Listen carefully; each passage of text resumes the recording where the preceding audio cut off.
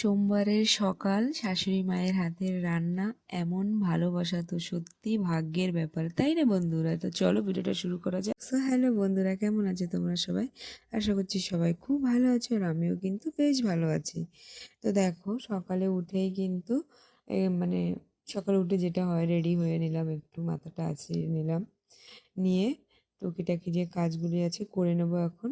তো চলো যাওয়া যাক রান্নাঘরের দিকে। তো এই দেখো বেরিয়ে পড়লাম রান্নাঘরে যাওয়ার জন্য।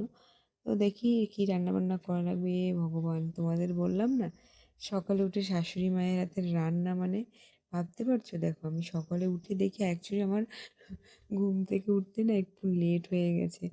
তো দেখো, শাশুড়ি মা বেগুন ভাজা করেছে, ডাল রান্না করেছে, আর তারপরে পাপিতা ভাজা করেছে, আর পিয়াসের জন্য ডাল সিদ্ধ উঠিয়ে রেখেছে।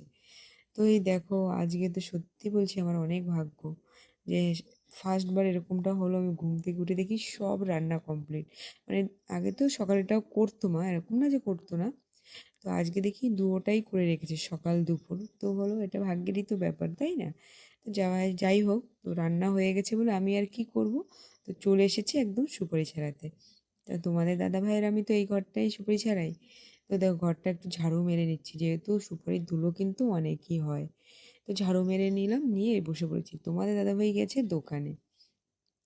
তো যেহেতু ভ্যাকেশন কিন্তু শেষ হতে আর মাত্র 2 দিন আছে, তো সেই জন্য আর কি, মানে একটু ঘুমিয়ে নিচ্ছি, এরপরে তো আর হবে না। তারপরে দেখো কি কাণ্ডটা আমাদের।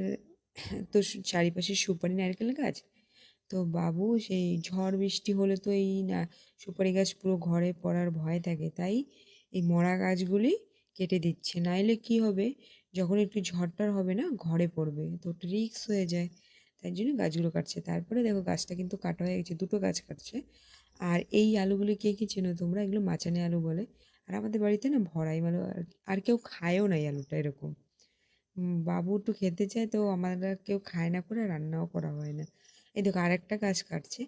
এই গাছটা কাটতে যে একটু রিস্ক হয়ে গেছিলো, যেহেতু কিন্তু আমরা না সেফটিতেই করি, মানে গাছটা রশ্মি বেঁধে নিই, তো অত মানে রিস্ক থাকে না। তাও একটু তো, যে এইসব জিনিসে একটু ভয় থাকে। তারপরে কি দেখো, এই গাছটা কাটতে গিয়ে, আগের গাছটা কাটতে গিয়ে দুটো সুপারি গাছ, ছোটো বাচ্চা সুপারি গাছ ভেঙে গেছে। আর এই গাছটা কাটতে গিয়ে দেখো, এই যে গোলমরিচ দেখো, একটা গাছ পুরো নষ্ট হয়ে গেছে। আর ওতে না মানে সবের গোলমরিচ আসছে, কিছু গোলমরিচ হয়েছে, এখনো পাকি নেই। দেখো, তোমাদের দাদাভাই উঠিয়ে আমার হাতে দিল, একটু খারাপ লেগেছে, কিন্তু না কিছু করার নেই। দেখো ডালে কত গোলমরিচ হয়েছে। তো যেহেতু ঘরের পাশে, তো গাছ না কাটলে হয় না, অনেকটাই রিস্ক থাকে, সেই জন্য কেটে দিয়েছে। যাই হোক, এই দেখো কতগুলো হয়েছে, এগুলো পাকলে ভাবো কত হতো। তো মাকে বলছি কি বানাবো, গোলমরিচের ভর্তা বানাবো, এই বলছি আর কি, কেন কি ঝাল জিনিস না, একটু ভর্তা মতো বানালে হয়তো ভালো লাগতো, কেন কি এগুলো না একদম বতিও না, একদম জালিও না। তো কেমন লাগলো বলো ভাই।